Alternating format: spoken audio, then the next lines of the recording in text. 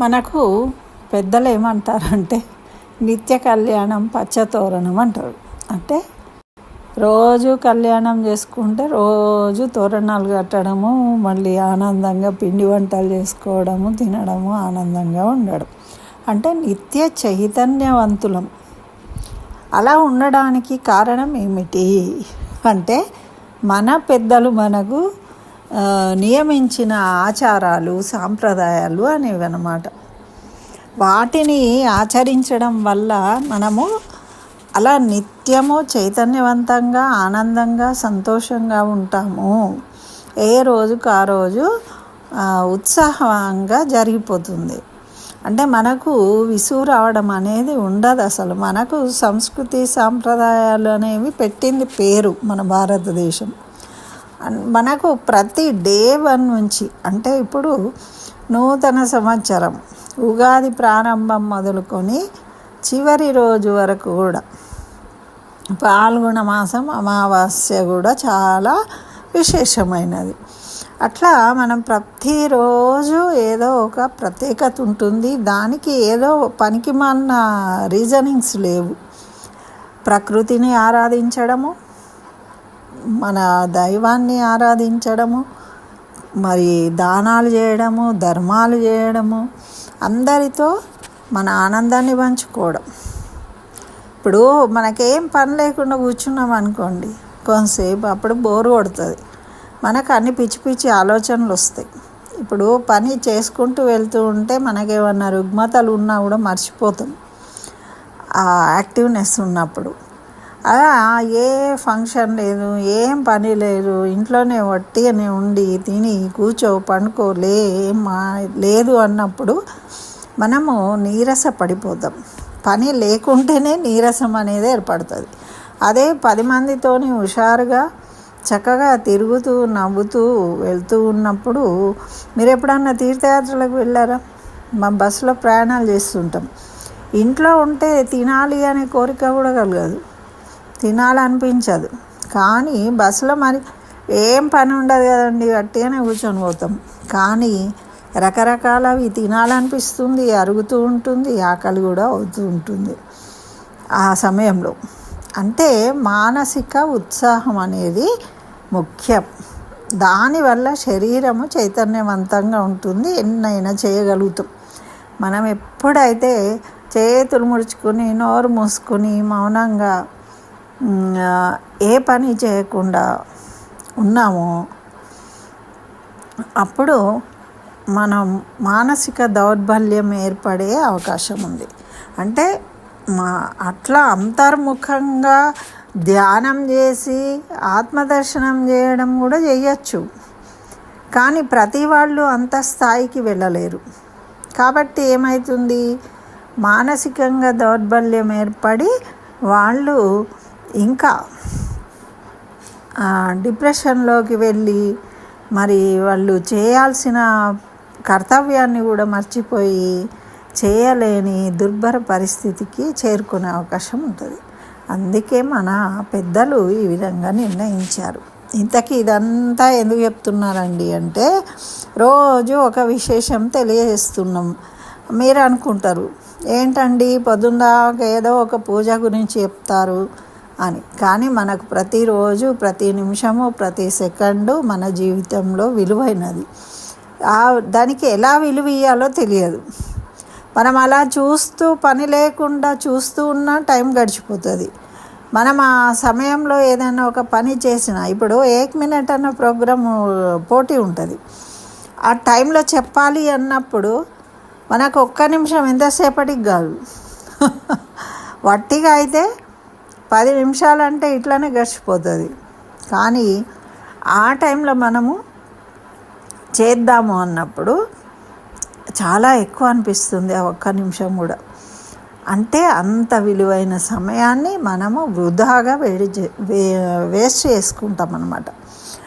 కాబట్టే మన పెద్దలు ఏం చేసిండ్రు అంటే, మన ఆరోగ్యానికి, మన మనసు ప్రశాంతంగా ఉండడానికి, మన ఆధ్యాత్మికంగా అన్నిటినీ సమన్వయపరుస్తూ మనకు పండుగలు పర్వదినాలను ఏర్పాటు చేసిండ్రు. కాబట్టి ఇవన్నీ మన పెద్దలు చేసిండ్రు, వాళ్ళని చూసి మనము అలవాటు చేసుకొని ఆచరిస్తూ వెళ్తూ ఉంటాం. కాబట్టి అట్లా తరతరాలుగా వస్తూ ఉన్నాయి అనుకుంటున్నారు. కానీ మధ్యలో ఏమైంది, అవన్నీ మానేసి ఇవన్నీ ఏంటి రోజు ఏదో పూజ చెప్తున్నారు అని మన వాళ్ళు కొంతమంది దాన్ని బ్రేక్ చేసేసి ఆ టైంలో మరి ఇంకేం చేసిండ్రు అంటే పాశ్చాత్యులు ఏర్పాటు చేసిన ఫ్రెండ్షిప్ డే, ప్రేమికుల రోజు, మదర్స్ డే, ఫాదర్స్ డే ఇట్లాంటివి జరుపుకుంటున్నారు. కానీ ఒకటి అర్థం చేసుకోవాలండి, ఇప్పుడు మదర్స్ డే, ఫాదర్స్ డే చేసినా కూడా వాళ్ళు ఏం చేస్తారు, ఆ రోజు మాత్రమే వాళ్ళను గౌరవిస్తారు, వాళ్ళకి ఏదో నచ్చే పని చేస్తారు, ఏవో గిఫ్టులు ఇస్తారు, అయిపోతుంది. కానీ మన పండుగలు అలా ఉండవు. భూత దయ కలిగి ఉంటాం, దానాలు చేస్తాం, మరి బంధువులందరినీ కలిసి మన సంతోషాన్ని పంచుకుంటాం. అట్లా తర్వాత మనము దైవాన్ని కృతజ్ఞతలు తెలుపుతాం మనకి జీవితాన్ని ఇచ్చినందుకు. అదేవిధంగా భూతదయ కలిగి పశుపక్ష్యాదులకు కూడా మనము ఆహారాన్ని అందిస్తాం. ఇంకా వేరే పిల్లలకు వాళ్లకు మనము విశేషంగా స్వీట్లు పంచడము, చాక్లెట్లు పంచడము ఇట్లాంటివి చేస్తాం. అంటే అందరినీ ఆనందపరుస్తాం. తద్వారా వాళ్ళ పెద్దల ఆశీర్వాదాన్ని తీసుకుంటాం. మనం చేసే పండుగలు ఆ విధంగా ఉంటాయి అన్నమాట. కాబట్టి అలాంటివి చేయడం వల్ల సమాజంలో అందరూ కలిసిమెలిసి ఉండడము అనే సాంప్రదాయము మనకు అలవాటైంది. మరి ఏది ఏమైనా కూడా ఇప్పుడు మనం రేపటి సంగతి తెలుసుకోవాలండి. పండుగలు ఎందుకు చేసుకుంటున్నామంటే, ఇప్పుడు ప్రేమికుల రోజు అని ఉంటుంది, ఒకరోజు భార్యల రోజు, భార్యల దినం అంటే అట్లాంటివి జరుపుకుంటుంటాం. అలాంటివి మన దాంట్లో లేవా అంటే ఉన్నాయి. మనకి ఇదే చైత్ర శుద్ధ త్రయోదశి అనేది దమన త్రయోదశి అంటారు దీన్ని. ఈ చైత్ర శుద్ధ త్రయోదశిని ఎందుకంటారు? దమనుడు అంటే ఎవరు అంటే అనంగ త్రయోదశి అని కూడా అంటారు. అనంగ అంటే ఏంటిది? శరీరము లేనివాడు. శరీరము లేనివాడు ఎవరు? అనంగుడు అంటే అంగాలు లేనివాడు అని అర్థం. అయితే దీనికి త్రయోదశికి ఎందుకు ఆ పేరు వచ్చింది అంటే మదన త్రయోదశి అని కూడా అంటారు. కామదేవ త్రయోదశి అని కూడా అంటారు. కామానికి ఒక దేవుడు ఉన్నాడు, మనలో కామాన్ని ప్రేరేపించేవాడు, ప్రేమను పుట్టించేవాడు కూడా ఒక దేవుడు. ఇక మనం ఒక స్థానం ఇచ్చామన్నమాట. ఆయనే మన్మధుడు. అంటే మన్మధుడు సినిమాలో నాగార్జున ఆయన కాదు, ఈయన ఒక దేవుడు. ఆయన ఎలా ఉంటాడు, మరి ఏం పూజ ఎలా చేసుకోవాలనేది మనం ఈరోజు తెలుసుకుందాం. మనకు ప్రేమాది దేవత, ఈయననే కామదేవుడు అంటారు. ఎందుకంటే కోరికలు పుట్టిస్తాడు కాబట్టి కామానికి దేవుడు అన్నమాట. అనంగ దేవి, అనంగ త్రయోదశి అంటాం. మరి ఈ అనంగుడు ఎందుకు అయిండు, అసలు ఈయన ఎలా ఉంటాడు అంటే, అనంగ త్రయోదశి రోజు ఏం చేయాలంటే పొద్దున్నే లేచి చక్కగా మనము ఏదైనా కానీ పూజ అనగానే ఏం చేస్తామండి, తలస్నానం చేస్తాము, ఉదయమే లేస్తాము, సూర్యోదయానికి చక్కగా ఇల్లు శుభ్రం చేసుకుంటాము, పూజను నిర్వహిస్తాం. అంటే రోజు మనం ఏం పూజ చేసుకుంటాం ఆ పూజ చేసుకుంటాం. చేసుకున్న తర్వాత దాంతోపాటు పార్వతీ పరమేశ్వర్లను పూజించుకోవాలి. అదేవిధంగా రతి మన్మధులను పూజించుకోవాలి. మన దగ్గర ఫోటో ఉండదు కదండి, అంటే అందుకే చెప్తూ ఉన్నారు. మనము వారిని మన్మధుడిని ఆవాహన చేసుకోవచ్చు. మనము దేవతలను కలశం పెట్టి ఆవాహన చేసుకుంటాం కదా, ఆ విధంగా చేసుకొని, లేకుంటే చిత్రపటం తెచ్చుకొని పెట్టుకొనైనా చేసుకోవచ్చు. అయితే దాంట్లో 2 శ్లోకాలు కూడా ఇచ్చాను మనకు. నమోస్తు పుష్పబాణాయ జగదాహ్లాదకారిణే మన్మదాయ జగన్నేత్ర రతి ప్రీతి ప్రియాయతే అని పఠించాలన్నమాట. తర్వాత కామదేవాయ విద్మహే పుష్పబాణాయ ధీమహి తన్నో అనంగ ప్రచోదయాత్ అనేది గాయత్రి మంత్రం. అనంగ గాయత్రి మంత్రం దీన్ని 108 సార్లు జపించుకోవాలి. మరి పూజ ఎట్లా చేసుకోవాలి? పూజ పటం లేదు కాబట్టి ఇది వినాలన్నమాట. అందుకే మనము పూజలు చేయడం కన్నా భక్తి శ్రద్ధలతోని దీన్ని వినడము ఇంపార్టెంట్. మన్మధుడిని మనము ఒక చెంబులో అంటే కలశం పెట్టుకుంటాం కదా, దాన్ని ఆవాహన చేసుకోవాలి పుష్పాలతో పాటు సుగంధ ద్రవ్యాలు.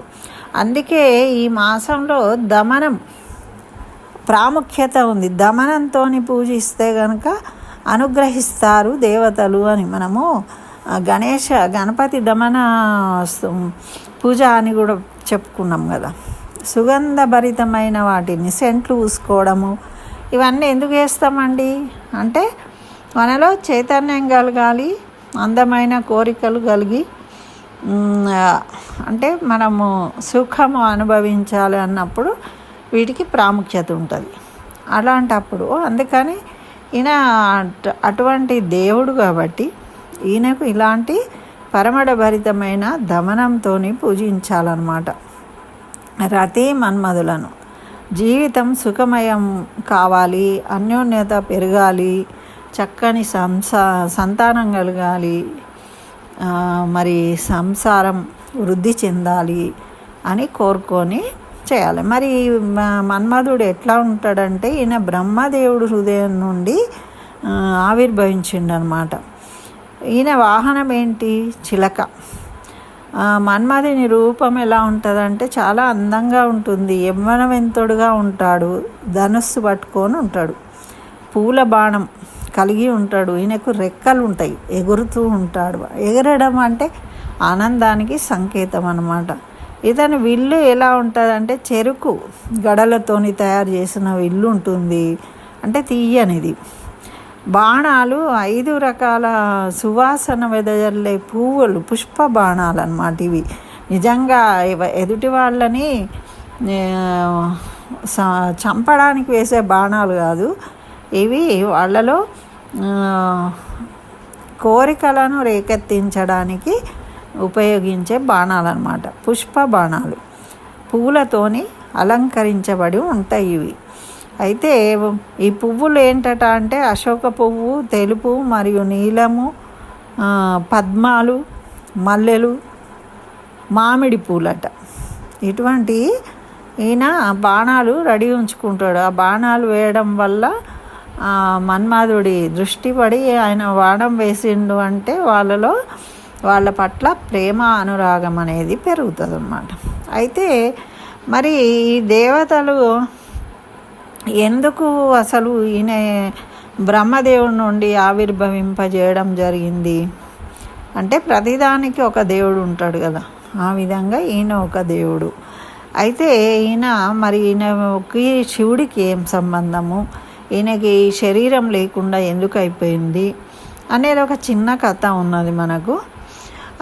దేవతలు అందరూ ఋషులు, మునులు, సత్పురుషులు, దేవతలను అందరినీ ఎవరు ఇబ్బంది పరుస్తారండి? రాక్షసులు. తారకాసురుడు అనే రాక్షసుడు వేధిస్తుంటాడు.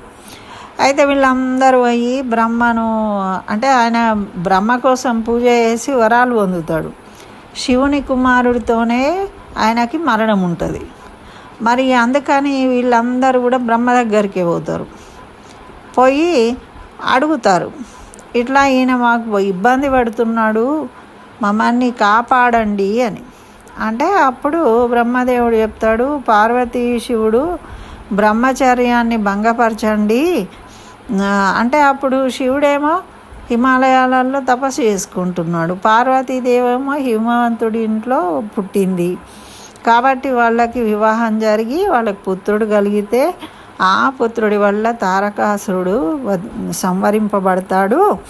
కాబట్టి మీరు వెళ్ళి దానికోసము ప్రయత్నం చేయండి అంటారు. అంటే ఈయనకి ఇంకో పేరు కూడా ఉంది, వసంత మాసం కదా ఇది. ఈ వసంత మాసంలో ఆవిర్భవించిండు కాబట్టి వసంతుడు. అయితే ఈ మన్మధుడి ఫ్రెండు వసంతుడు. అయితే శివుణ్ణి పూల బాణంతో మేల్కొల్పుతాడనమాట. ఎందుకు? పార్వతీదేవి శివుణ్ణి మోహించి అతన్ని వివాహం చేసుకుంటా అని పూజిస్తూ ఉంటుంది. అయితే తండ్రి వేరే సంబంధం చూసి పెళ్లి చేస్తా అనగానే ఈమె ఏం చేస్తుంది అంటే తండ్రికి చెప్పకుండానే చెలికత్తెను తీసుకొని పోయి హిమాలయాలలో తపస్సు చేసుకుంటున్న శివుణ్ణి ఆరాధిస్తూ ఉంటుంది. ఆయన ఎన్ని రోజులైనా పాపం ఈమె అక్కడి ఆకులు అలములు తింటూ పూజ చేస్తూ ఉంటుంది. ఎన్ని రోజులైనా కరుణించడు, అనుగ్రహించడు. అందుకని అప్పుడు ఈ మన్మధుడు వెళ్ళి ఆ పూల బాణంతో మేల్కొల్పుతాడు, అనలో ప్రేమ కలిగిస్తాడు. అయితే పరమేశ్వరుడు కదా అని తెలుసుకుంటాడనమాట. నన్ను గదిలించిన వాడు ఎవరు అని తెలుసుకొని వెంటనే 3వ కన్ను తెరుస్తాడు. అప్పుడు తెరిచే వరకు ఆ 3వ కన్నులో నుంచి వచ్చిన అంటే ఆ దివ్య తేజస్సులో ఈ మన్మధుడు దహించబడతాడు, భస్మమైపోతాడు అన్నమాట. అప్పుడు మన్మధుడు విషయం పూర్తిగా అర్థం చేసుకోకుండా దేవతలందరికీ రాజైన ఇంద్రుడు స్వయంగా చెప్పిండు అని పాపము ఈ మన్మధుడేమో ఈ పని చేసిండు. ఇప్పుడేమో ఆయననేమో భస్మం అయిపోయిండు. అప్పుడు ఈ జరిగిన విషయము తెలిసింది. పార్వతీదేవిని చూస్తాడు ఆయన. అంతలోనే జరిగిన తప్పేంటో తెలుసుకుంటాడు. కానీ యోగనిష్టను చెడగొట్టినందుకు 3వ కంటితోని మన్మధుడిని చూసిన కాబట్టి ఆయన భస్మం అయిపోయిండు. కానీ ఇప్పుడు ఏం చేయాలి? అప్పుడు రతీదేవికి తెలుస్తుంది. ఆమె పాపమే ఏడ్చుకుంటూ వస్తుంది. వచ్చి దేవతల మేలుగోరి తన భర్త వాళ్ళకి సహాయం చేస్తా అని వచ్చాడు, కానీ మీ పట్ల ఎటువంటి అగౌరవం లేదు, ఆయన తప్పు చేయలేదు, మరి తనకు మళ్ళీ ప్రతిభిక్ష పెట్టమని వేడుకుంటుంది ఆ శివుణ్ణి. అప్పుడు రతీదేవికి మాత్రమే మన్మధుడు కనిపిస్తాడనమాట. ఆ రోజు నుంచి నీకు మాత్రమే మన్మధుడు కనిపిస్తాడు, ఇతరులు ఎవరికి కూడా కనిపించాడు, ఉంటాడు కానీ కనిపించాడు అని ఈ శాప విమోచనం ఈ విధంగా అనుగ్రహిస్తాడు. ఇక రతీదేవి అదే భాగ్యము అనుకొని శివపార్వతులకు నమస్కరిస్తుంది అన్నమాట. అంటే తనకైతే కనిపిస్తాడు కదా, వేరే వాళ్ళ సంగతి ఆమెకెందుకు అట్లా అనుకుంటుంది అన్నమాట. అట్లా మన్మధుడిని ఆ తర్వాత పూజిస్తుంది. మన్మధుడినే కాముడు అంటారు, ప్రేమదేవత అంటారు. రతీదేవి విలాసాన్ని దయతో అర్థం చేసుకున్న శివుడు మళ్ళీ ఆమెకు తన భర్త కనిపించేలాగా వరాన్ని ఇచ్చిన రోజు అన్నమాట ఈరోజు. ఏది? శుక్లపక్ష చైత్రమాసం శుక్లపక్ష త్రయోదశి. కాబట్టి ఈరోజు ఆ అనుగ్రహించిన పార్వతీ పరమేశ్వర్లను, అనుగ్రహం పొందిన ప్రేమైకమూర్తులైన రతి మన్మధులను మనము ఈ అనంగ త్రయోదశి రోజు, అంటే అనంగుడుగా దర్శనం ఇచ్చాడు, మళ్ళీ జీవించాడనమాట. మనకు అవయవాలతో కనిపించట్లేదు కదా, అందుకని అట్లా ఈరోజు మనకు విశేషమైనది. అయితే మనము మామూలుగా పూజలు చేస్తాము, మన ఇంటి దైవము కృష్ణుడు, రాముడు, నరసింహస్వామి ఇట్లా. కానీ ఇటువంటి ఎట్లా ఉంటాయంటే ఎప్పుడో ఒక రోజు వస్తాయి, అవన్నీ ఫోటోలు మనం ఇళ్ళలో పెట్టుకోము, ఉండవు. కాబట్టి ఆ రోజు విశేషాన్ని మనము వినే అవకాశం మనకు యూట్యూబ్ ద్వారా ఉంది. కాబట్టి విని తెలుసుకుని వాళ్ళు ఎలా ఉంటారో స్మరించుకొని, దర్శించుకొని, నమస్కరించుకొని పెద్దల ఆశీర్వాదం తీసుకోవడం వల్ల అన్యోన్యమైన దాంపత్యము ఇంట్లో కుటుంబ సభ్యుల మధ్య ప్రేమానురాగాలు పెరగడము, మరియు భార్యాభర్తల మధ్యన అన్యోన్యత పెరిగి మరి వంశాభివృద్ధి కలుగుతుంది. మరి సంతానం కాని వాళ్ళకు సంతానంలో సమస్యలు ఉంటాయి చాలామందికి. అటువంటి సమస్యలు ఉన్న వాళ్ళకు కూడా సమస్యలు తొలగిపోతాయి ఈ కథ విని. అలా ఆ అమ్మవారిని పూజించుకొని నమస్కరించుకోవడం వల్ల అని మనకు పురాణాలు తెలియజేస్తూ ఉన్నాయి. కాబట్టి అందరూ తప్పకుండా వినండి, చక్కగా లైక్ చేయండి. మరి మీ ఇష్ట దైవనామాన్ని కామెంట్లో రాయండి, మీ బంధుమిత్రులకు షేర్ చేయండి. స్వస్తి. సర్వం శ్రీకృష్ణ చరణారవిందార్పణమస్తు.